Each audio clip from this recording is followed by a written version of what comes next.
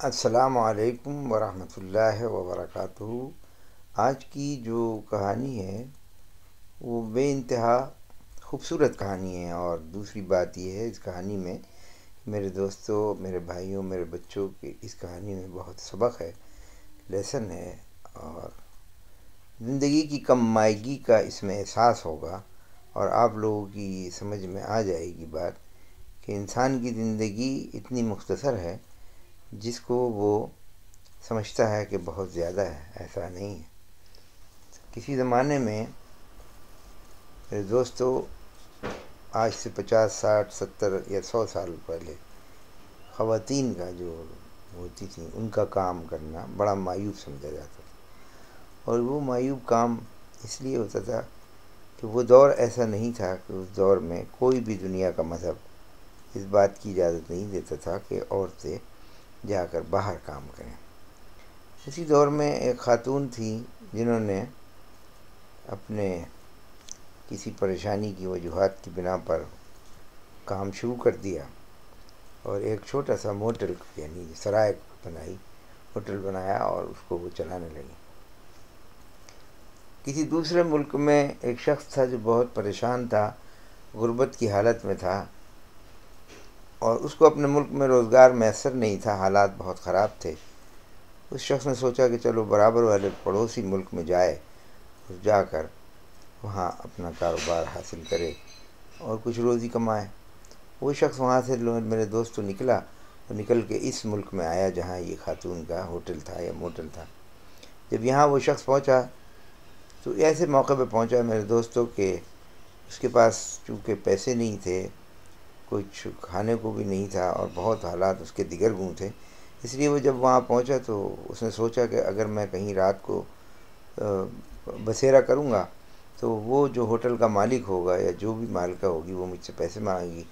تو اس نے یہ سوچ کے رات کے آخری پہر میں اس کے ہوٹل میں داخل ہو گیا، اور وہاں وہ دیکھا اس نے تو ہوٹل کی جو مالکن تھی وہ سو رہی تھی، نیند میں تھی۔ اس نے اس کو کمرے کا رخ بتایا اور بغیر پیسے لیے اس کو کہا تم سو جاؤ اور صبح حساب کریں گے۔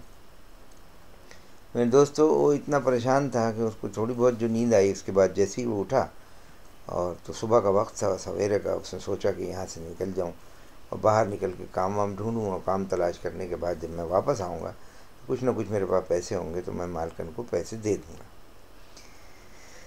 بہرحال پورا دن وہ اسی طرح کام ڈھونڈتا رہا ملک میں، لیکن اس ملک میں اس کو کوئی کام نہیں ملا۔ وہ واپس پھر سوچا کہ میں کیسے جاؤں، پورے دن کا بھوکا تھا، بس پانی پیتا رہا، گزارا کرتا رہا۔ دوستو، جیسے ہی وہ رات کا وقت ہوا تو ٹھیک اسی ٹائم پر دوبارہ وہ آیا، اور آنے کے بعد پھر مالکن نے اس کو دیکھا اس کی طرف اور کہا کہ جاؤ تم سو جاؤ، صبح حساب کریں گے۔ پھر وہ چلا گیا اور سو گیا، اور پھر اسی طرح دوسرے دن نکل گیا۔ ایسے تقریباً 3 دن کا ایسا عرصہ گزر گیا، نہ مالکن کو موقع میسر آیا کہ اس سے پیسے مانگے، اور نہ ہی اس نے پیسے دیے، نہ تو اس کے پاس پیسے تھے۔ میرے دوستو، میرے عزیزو، یہ چیز 3 دن تک ایسی ہی چلتی رہی۔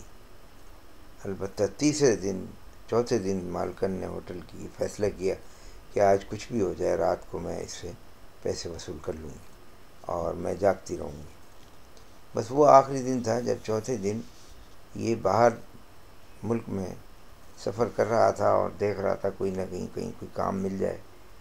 تو جیسے ہی یہ چلتا رہا پھرتا رہا تو اچانک اس کو چاروں طرف سے آوازیں آنے شروع ہوئی کہ بھاگو بھاگو بھاگو۔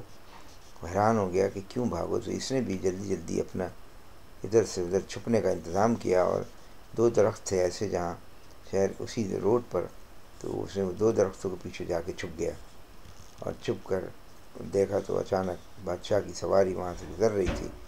اس ملک کا جو قانون تھا کہ بادشاہ کی سواری جب وہاں سے گزرے تو فوراً ہی وہاں سے لوگ بھاگ جائیں اور نکل جائیں، کہیں ایسا نہ ہو کہ بادشاہ کی نظر کسی بھی شخص پر پڑ جائے تو وہ واجب القتل ہو جایا کرتا تھا۔ اچانک بادشاہ کی نظر اس کی پڑی، اس کی سواری پر، اس کے گھوڑے پر، وہ 2 درختوں کے پیچھے جو چھپا ہوا تھا۔ بادشاہ نے فوراً اپنے فوجیوں سے کہا کہ اس کو پکڑ کر لاؤ۔ جب اس کو پکڑ کر لائے، پوچھا کہ تم بھاگے کیوں نہیں، چھپے کیوں نہیں؟ اس نے کہا جی میں تو اجنبی ہوں اور دوسرے ملک سے آیا تھا، مجھے تو یہاں کا قانون بھی نہیں پتہ. میں بہرحال پھر بھی بہت دہشت زدہ ہو گیا اور ڈر گیا اور میں درختوں کے پیچھے چھپ گیا. بادشاہ بہت خوش ہوا کہ بھائی یہ ایک اجنبی ہے، اس کو تو ہمارے ملک کے قوانین کا پتہ نہیں، لیکن باوجود اس کے اس کو اتنا خوف رہا. تو اس سے کہا کہ تم کیا کام کرتے ہو؟ اس نے بتایا جی میں حساب کتاب لکھتا ہوں اور منشی ہوں. اس کو بڑی خوشی ہوئی. اس نے کہا چلو تم کیوں ڈھونڈ رہے ہو ادھر ادھر، کہاں جا رہے ہو؟ اس نے کہا جی میں نوکری تلاش کر رہا ہوں اور میں تو بے روزگار ہوں اور اپنے ملک سے آیا ہوں کہ یہاں نوکری تلاش کروں، میرے حالات بہت خراب. بادشاہ سلامت نے اس کو کہا کہ بھائی ہم تمہیں آج سے نوکر رکھتے ہیں، اور اس کو پورے خزانے کی چابیاں دے دیں اور کہا کہ آج سے آپ ہمارے بادشاہ ہی مملکت کے، آج سے آپ خزانچی وزیر خزانہ ہیں. اور ساری چابیاں اس کو دے کے کہا آپ حساب کتاب بھی رکھیں گے اور لکھیں گے، اور یہ آپ کا کام ہے، دن رات آپ یہ کام کریں گے. میرے دوستوں اور بھائیوں، یہ آج میں نے آپ کو جو پہلی قسط سنائی ہے، اس کی دوسری قسط انشاءاللہ تعالی آپ دوبارہ کسی وقت دیکھیں گے. آخر دعوانا ان الحمدللہ رب العالمین. اور یہ قسط بہت امپورٹنٹ ہے، دوسری والی، جس میں آپ کو بہت سبق